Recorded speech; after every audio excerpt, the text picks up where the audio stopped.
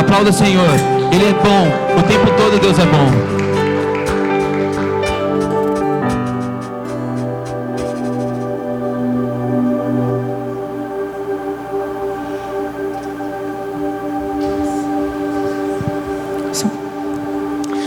Pai, Senhor, gente. Um pouquinho mais alto. Pai, Senhor, gente. Amém. Amém. Tá bom.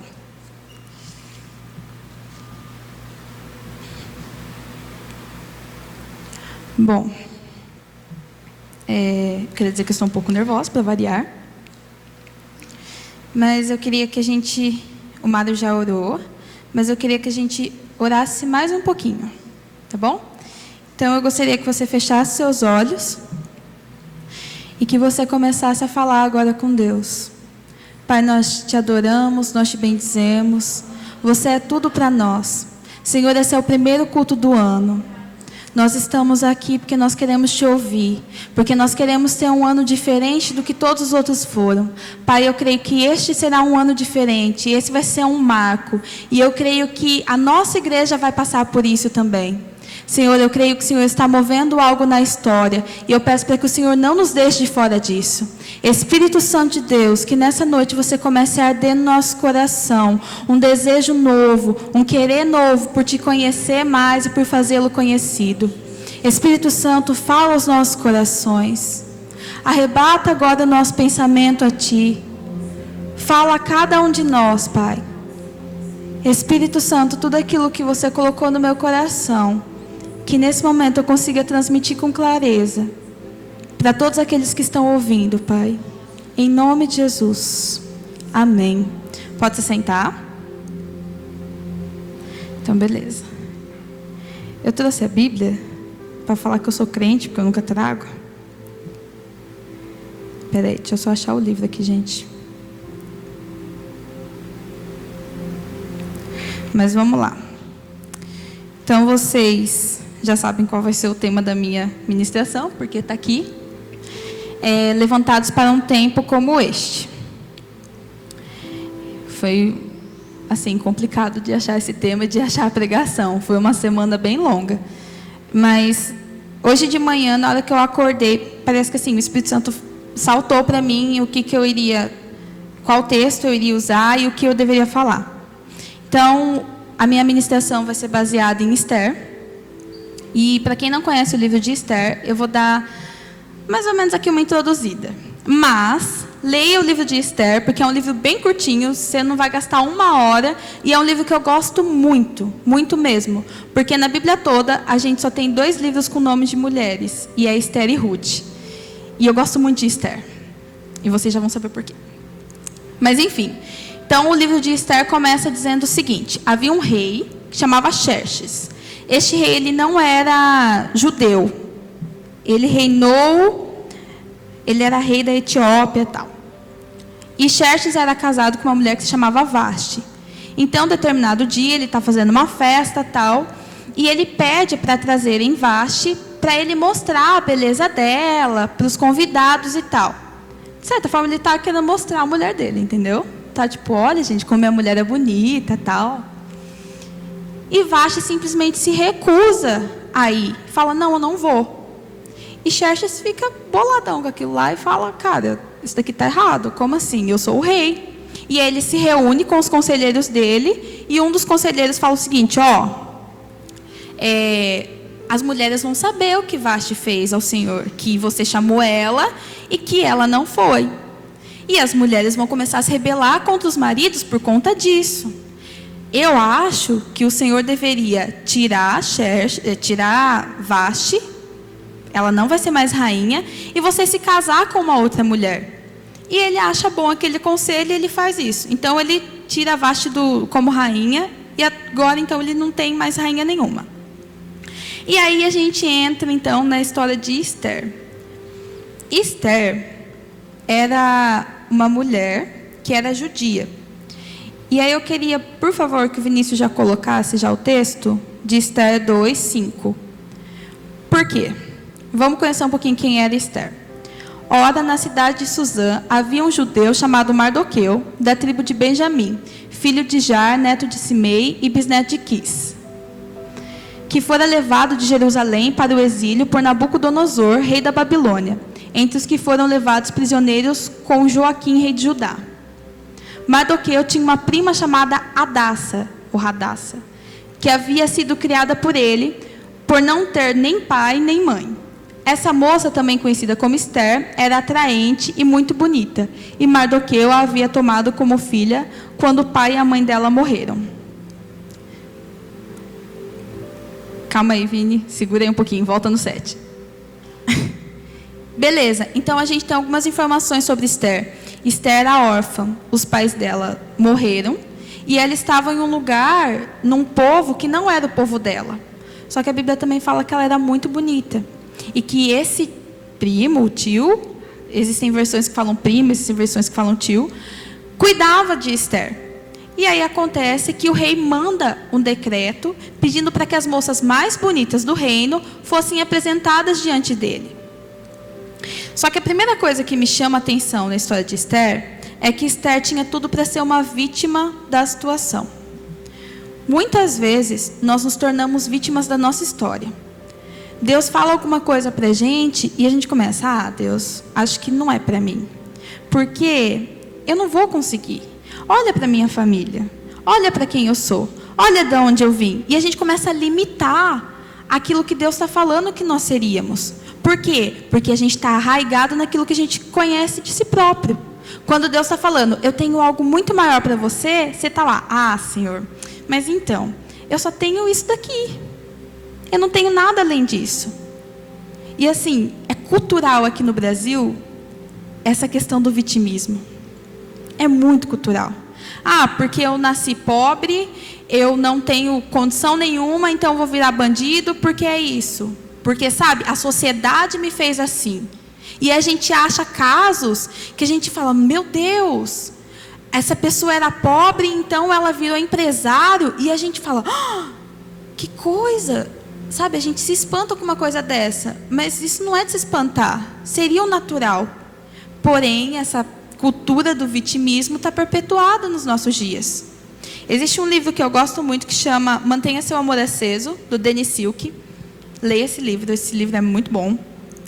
E nesse livro ele vai falar sobre pessoas poderosas. Que pessoas poderosas são aquelas que assumem as suas responsabilidades, as suas culpas e também tomam decisões acerca da sua vida. Ela não deixa com que a vida leve ela. Ela simplesmente toma suas decisões. Ela entende que não existe essa de aconteceu e agora não tem mais o que fazer. Sempre existe uma coisa para fazer. Sempre tem um jeito. Eu agora vou enaltecer o Gabriel. Mas o Gabriel é uma pessoa que tem me mostrado muito isso.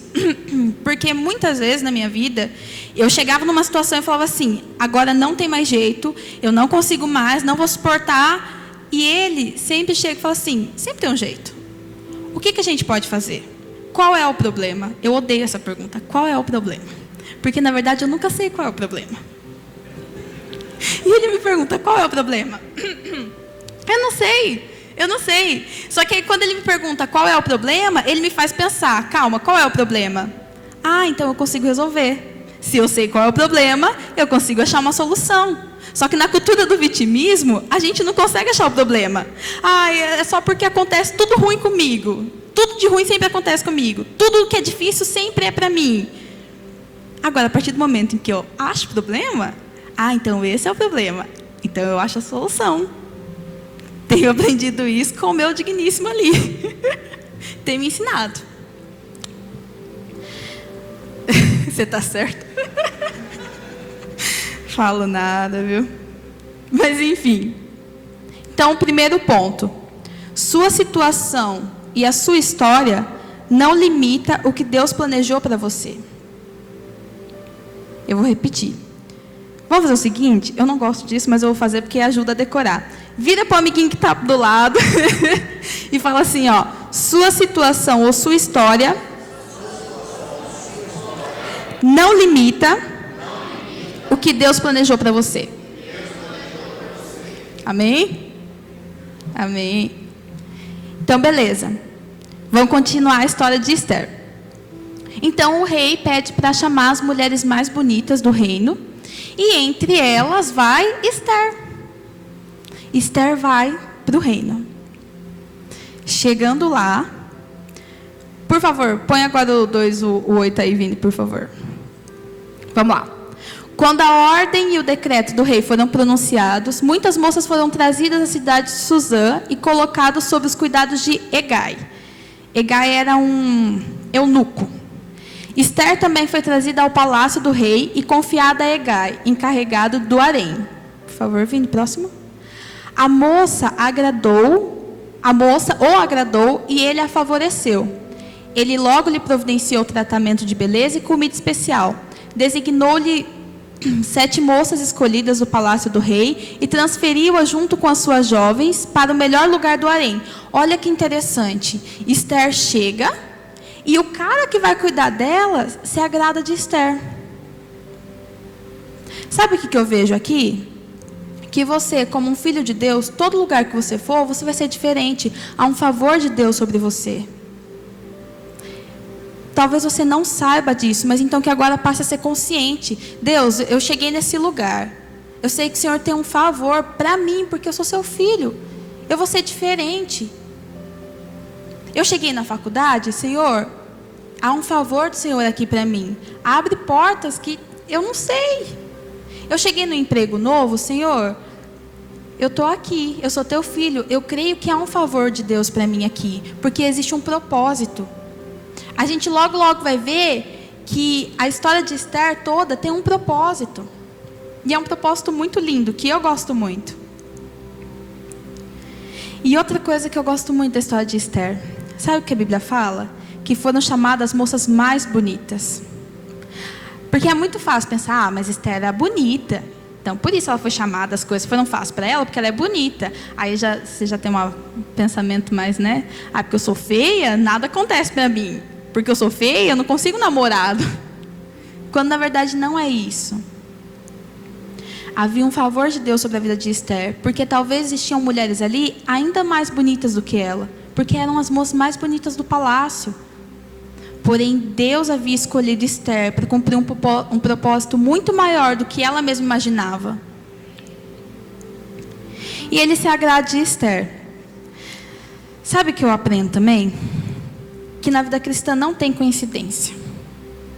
A gente acha que é tudo coincidência. Ah, aconteceu isso, mas é coincidência. Não é coincidência. Eu aprendi uma vez que na vida do crente o que existe é Jesuscidência. Nada é por acaso. E sabe, o versículo 15 ainda do 2, não precisa pôr, Vini. Fala que Esther causava boa impressão a todos. Então realmente havia um favor de Deus sobre Esther, mas Esther também era amigável. Não adianta nada a gente como crente chegar em um ambiente e falar assim, eu quero fazer a diferença, mas ser chato. Sabe aquele amigo chato? Sabe aquele crente que você fala assim, eu estou com uma dor de cabeça, Jesus cura. Eu quero ir para uma festa, você vai para o inferno. É o crente chato. Ele não vai conseguir nada ali, sabe? As pessoas vão olhar para ele e falar assim, cara, eu quero distância dessa pessoa, porque eu não aguento mais. Ele quer me enfiar um Jesus goela abaixo, eu não quero esse Jesus. Essa semana eu estava dando discipulado, e aí teve uma pergunta lá, e eu lembro que a minha resposta foi, a gente se tornou escravo de Cristo. Sendo assim, toda a nossa vida é para Deus. A gente acha que, tipo assim, o momento que eu estou na igreja é o momento que eu estou com Deus. Então, é o momento que eu oro em línguas, é o momento que eu... Não. A sua casa é o momento que você faz isso. Você vive isso diariamente. Você vive uma vida cristã. Você vive uma vida com Deus. Você vive uma vida de adoração. E aí, sabe o que vai acontecer? Você vai chegar na sua faculdade e você vai estar lá, normal, conversando. E alguém vai falar assim, viu? Você é diferente. Por que você é diferente? Você fala de Jesus. Viu? Tem alguma coisa em você que me chama atenção. O que é? Viu? Eu tô com uma dor que não passa. Aí você olha para a pessoa e fala assim, eu posso orar por você? Como assim? Não, é porque assim, eu creio em um Deus que cura. Eu posso orar? Você olha pela pessoa, cara, essa pessoa é curada, a pessoa já fica, eita, o que aconteceu aqui? Coincidência. E aí você apresenta para ela um Cristo que não tem coincidência. Nada é por acaso. Outra coisa que eu gosto muito na história de Esther, que ela teve um tempo até ela ser apresentada ao rei. O que acontece com a gente? Vou usar esse exemplo. Estou fazendo um cursinho porque eu quero entrar numa determinada faculdade. E aí eu ralo, e parece que nunca chega. Só que Deus me prometeu que eu ia passar naquele lugar. Deus prometeu que eu ia fazer aquilo. Por que não se concretiza? Porque existe um tempo de preparo. A Bíblia fala que Esther fica 1 ano se preparando para ir se apresentar ao rei. 1 ano. Sabe, eu creio que há muitas pessoas aqui com promessas grandes. Promessas de serem grandes empresários, de ser grandes políticos e tantas outras coisas, de serem grandes pregadores. Só que talvez você tenha olhado o período que você está agora e você fala assim: Deus, eu não vejo nada. Parece que no início havia um favor do Senhor por mim, mas parece que agora, no meio do caminho, não tem mais nada. Não. Existe um tempo de preparo. Se prepare para aquilo que você vai fazer. Se prepare para o cargo que você vai executar futuramente. Sabe por quê? Hoje em dia, o que acontece é pessoas em cargos grandes despreparadas. E aí acontece uma péssima gestão. E aí você começa: pô, mas Deus prometeu isso, mas Deus prometeu aquilo. Porém, no momento de preparo, você estava pensando no futuro. Por isso que a Bíblia fala: basta cada dia o seu mal. Estude o hoje, faça o hoje. O que você pode fazer hoje? É hoje. O futuro, Deus já planejou, Deus já falou que ia fazer. Calma. Camila, eu tenho a promessa de ser um grande empresário, mas no momento meu negócio ainda não foi. É um tempo, se prepara. Sabe o que você faz enquanto seu negócio não vai? Começa a estudar os negócios grandes. O que fulano fez? O que ciclano fez? Como que ele virou isso que ele é? Como que a minha empresa pode chegar nisso? E estuda. Passa um tempo investindo em conhecimento, em saber, para que quando você chegar naquela posição, você executar bem aquilo que você foi chamado. Eu, pelo menos, penso assim, e eu tento fazer isso. Eu já estou na minha 2ª graduação. E o meu pensamento é: cara, eu tenho que fazer isso daqui certo. E eu tenho que fazer da melhor forma possível. Principalmente porque eu sou filha de Deus. Eu tenho que fazer diferença, eu tenho que ser diferença na minha área de trabalho, na minha faculdade. Então, se está demorando, calma. Não se apavora, se aprimora. Se aprimora naquilo que Deus quer para você, naquilo que Deus tem para você. Enfim, vamos para o 2,17 então, por favor, Vinícius.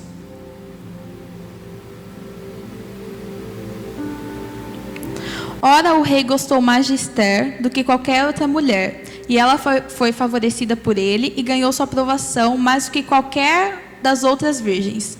Então, ele lhe colocou uma coroa real e tornou-a rainha no lugar de Vaste. Não parece um bom final da história? Muito obrigada. Amém. Não é uma ótima história? Pô, a menina era estrangeira, era órfã, ficou um tempo lá sendo preparada e o rei escolheu ela. Legal, acabou a história? Não, não acabou a história. Sabe por que não acabou a história? Porque a história não é sobre Esther. Nunca tem a ver com nós. Sempre tem a ver com aquilo que Deus quer fazer. Sempre tem a ver com Deus.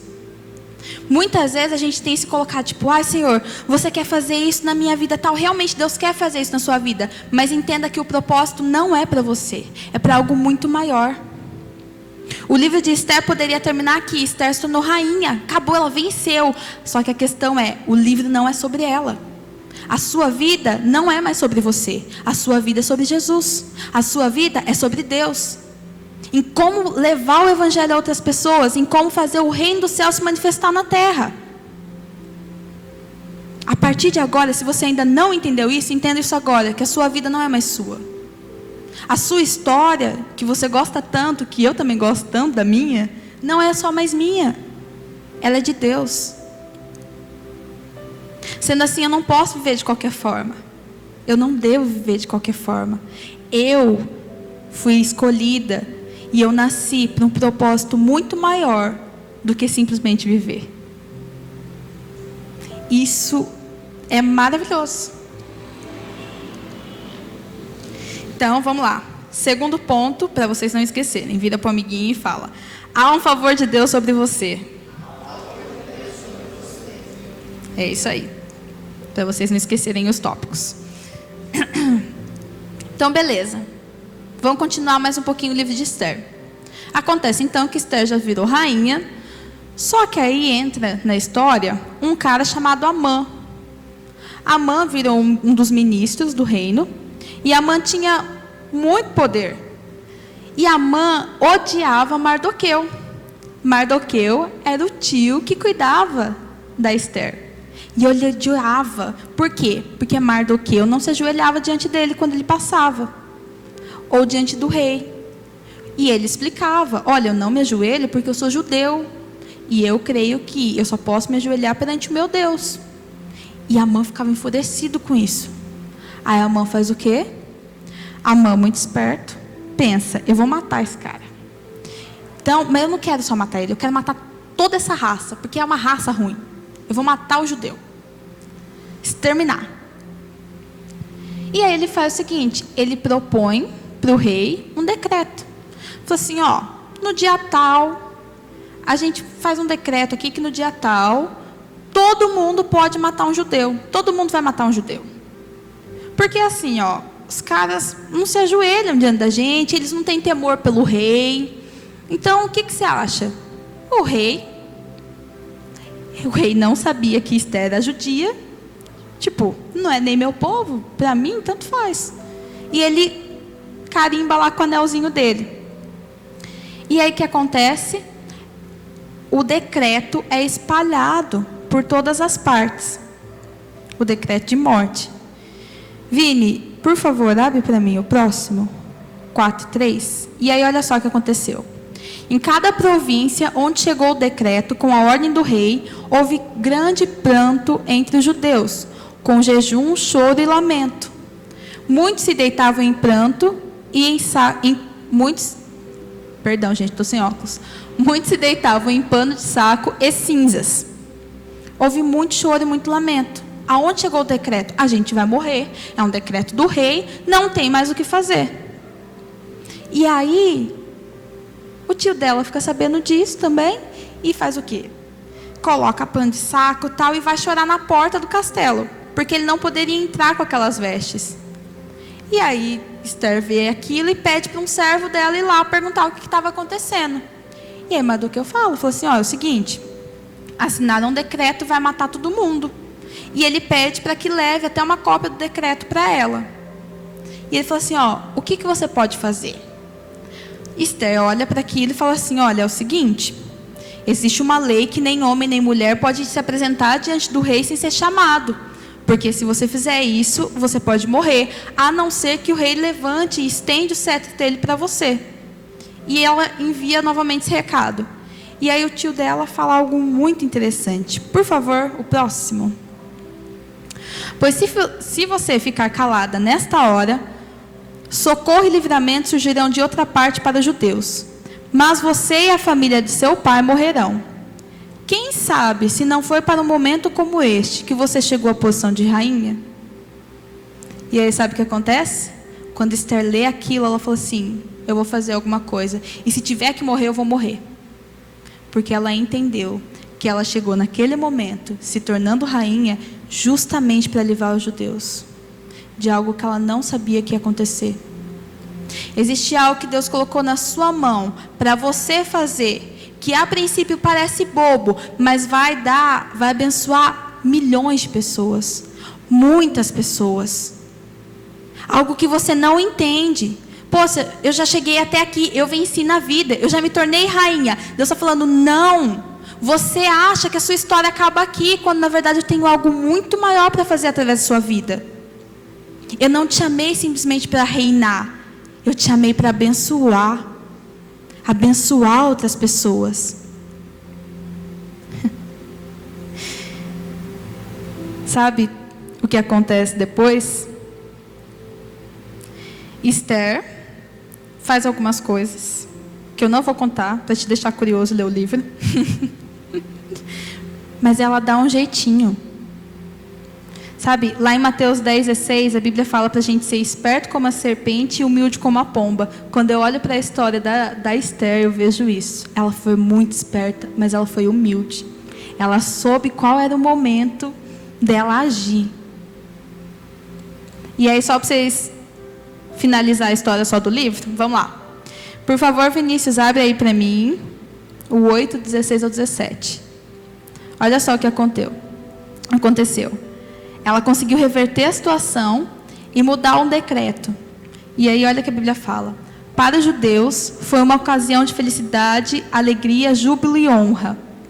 Em cada província e em cada cidade, onde quer que chegasse o decreto do rei, havia alegria e júbilo entre os judeus, com banquetes e festas. Muitos que pertenciam a outros povos do reino tornaram-se judeus, porque o temor dos judeus tinha se apoderado deles. Olha só, gente. O que essa mulher fez, por causa da posição que Deus havia colocado ela.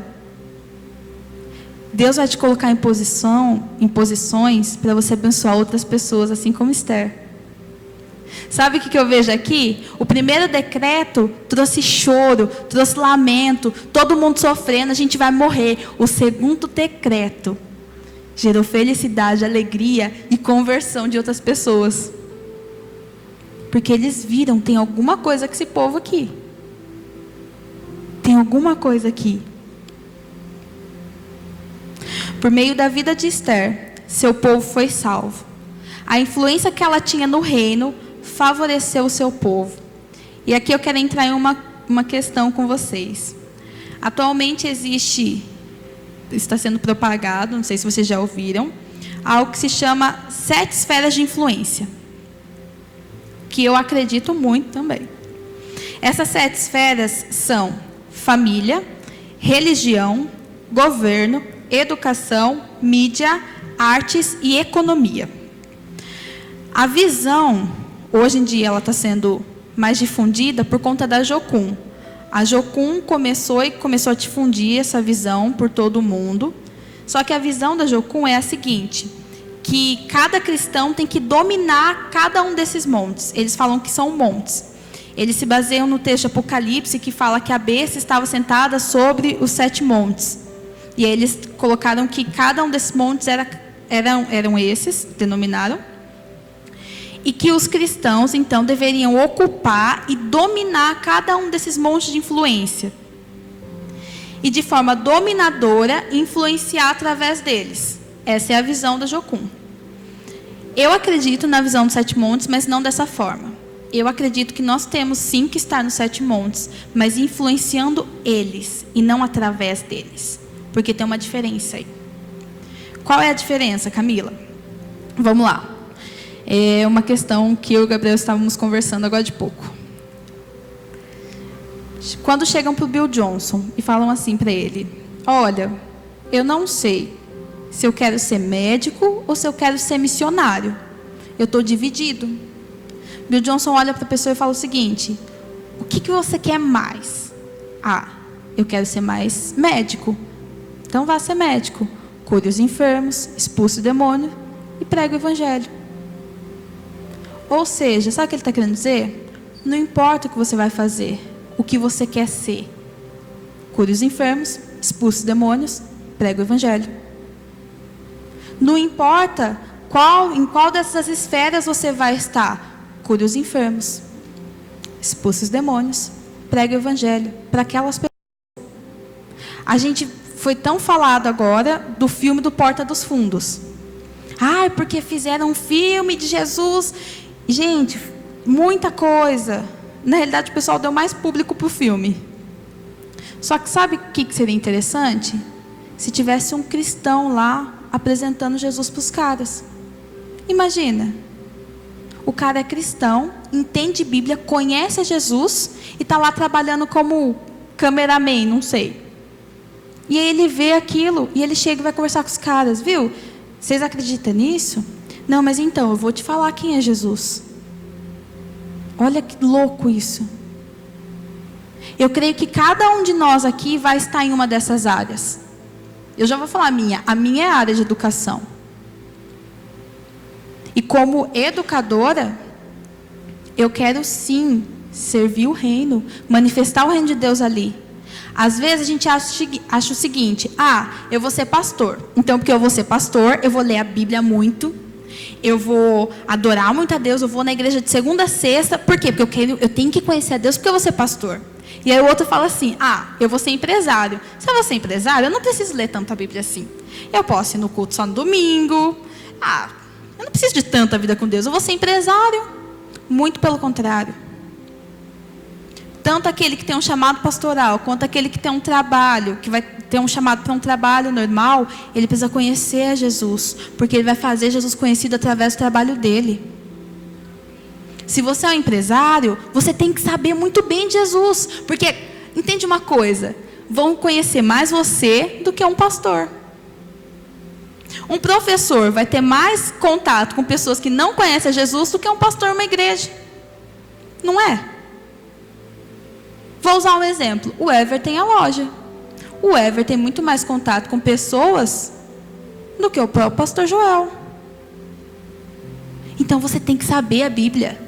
Você tem que conhecer a Jesus. Você tem que estar firme naquilo que Deus chamou você para fazer. Você tem que estar firme no conhecimento de quem é Deus.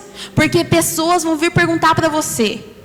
Elas vão olhar para você e falar: você é crente? Então me explica isso daqui. Você é crente? Me explica. Deus é bom? Por que as coisas ruins acontecem? Eu amo fazer essa pergunta no discipulado. A gente aprende: Deus é bom, Deus é bom. Tá bom, Deus é bom? Por que coisa ruim acontece, Amanda? Por quê? Por que as pessoas ficam doentes se Deus é bom? Se Deus quer curar? Tá lá o crentão. Não sei. Eu não sei. Eu vou ligar para o pastor. O pastor fala: caiu um estribuchando do seu lado, endemoniado. Eu vou ligar para o meu pastor. Não, cara. Você foi chamado para algo muito maior, para um propósito maior. Você foi chamado para ser Esther nessa geração. Você foi chamado para um plano maior do que aquilo que você imagina. Você está pensando só na sua história, mas Deus está escrevendo uma história para o mundo. E Ele quer colocar você nela. Ele quer inserir você nela. Chega da gente ver as pessoas curando, ver as pessoas vendo milagres, ver as outras pessoas profetizando. É a nossa hora.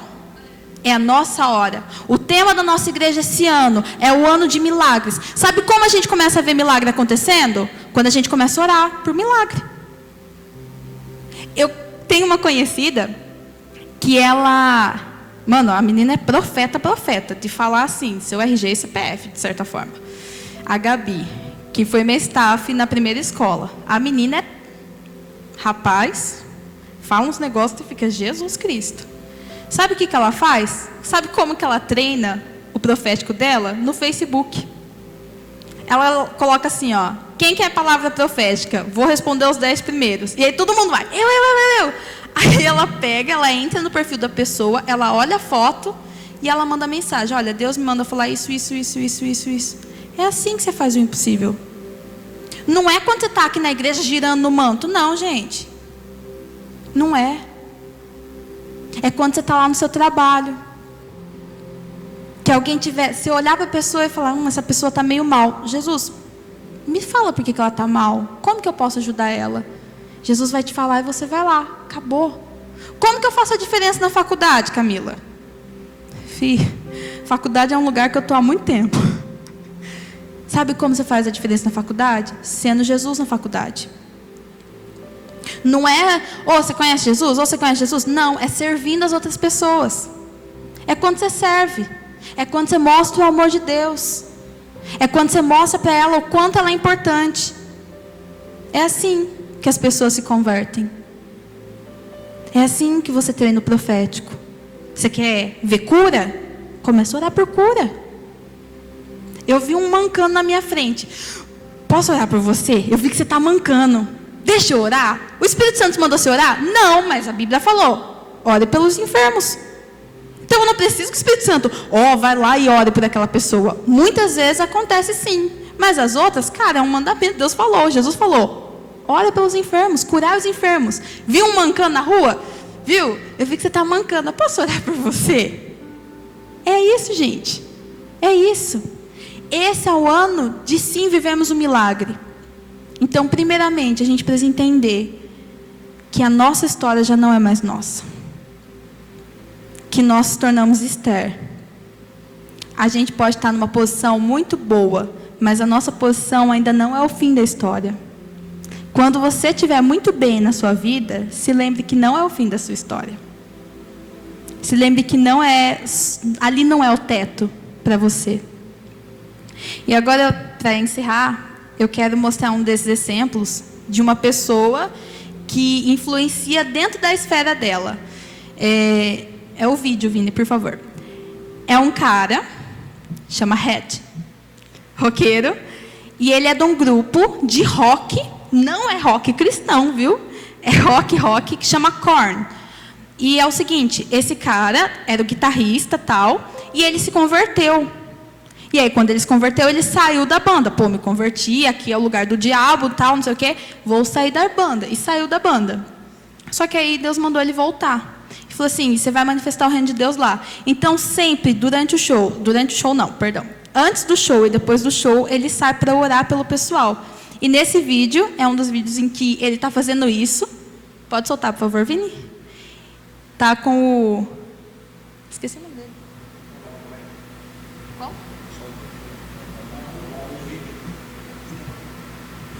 Religion, it's a relationship with a King of Glory. Amen? Yeah. Are you guys ready? Esse daqui é ele, o guitarrista. Everybody, I want you to pray with me, okay?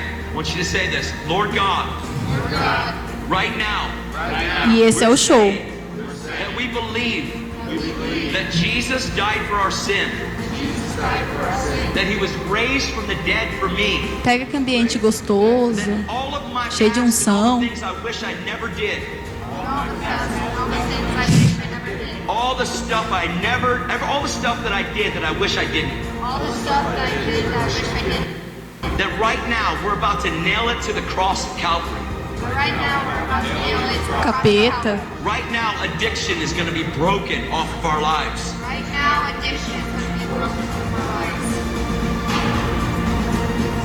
Lord God, forgive us of our sin. We're asking you right now to come and make your home inside of us. I know. You guys are great. So we're taking one person at a time, and hopefully we're encouraging you. Tomorrow's a new day, and Like I said, it's hard to believe in what you can't see, but you know what? You got to believe in something. but when you know what Jesus did, that you're forgiven that much of all your dirty laundry, Oh, yeah. all Aí, that. tá bom já, No, Vini. Obrigada.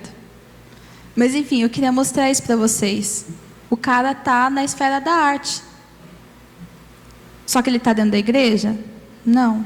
Ele tá no show. E no show, ele sai para orar, para curar, para expulsar os demônios e para pregar o evangelho. Posso falar uma coisa? A gente tem aquele negócio de, é um show de rock, é um lugar do demônio. Eu tô com medo de entrar lá. Não é você que tem que ter medo de entrar lá. É o lugar que tem que ter medo, porque você vai estar lá. Maior é o que está em nós do que aquele que está no mundo. Sendo assim, se eu entrei num lugar que eu sei que está infestado de demônio, não sou eu que tenho que ter medo do demônio, é o demônio que tem medo de mim. É ele que tem que ter medo porque eu cheguei ali, não o contrário.